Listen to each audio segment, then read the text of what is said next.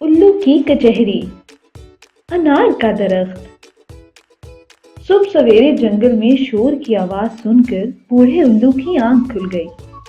खबरी कौवा चीख चीख कर बूढ़े उल्लू को आवाज दे रहा था। बूढ़ा उल्लू फौरन बाहर निकला तो कौवा बोला, जरूर एक लकड़हारे ने जंगल से अनार का दरख्त काट लिया है।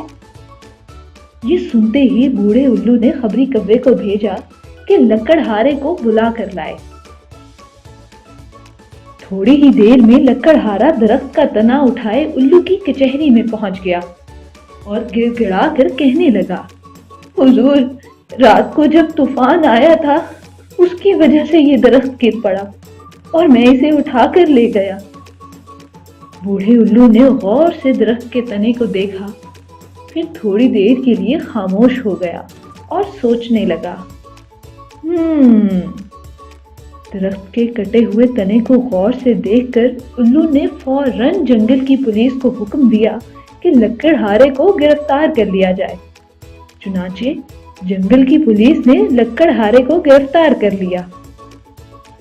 अब सवाल ये है कि उल्लू को कैसे पता चला कि दरख्त तूफान से नहीं बल्कि लकड़हारे के काटने से गिरा है।